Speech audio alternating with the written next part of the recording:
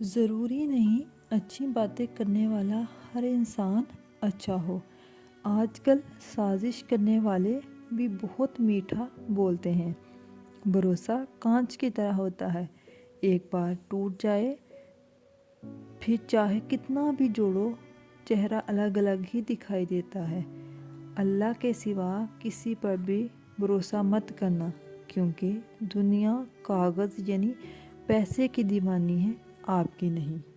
زندگی میں کسی کے لیے آنسو مت بہانا، کیونکہ وہ آپ کے آنسوؤں کے قابل نہیں ہوگا، اور جو آنسو کے قابل ہوگا وہ آپ کو کبھی رونے نہیں دے گا۔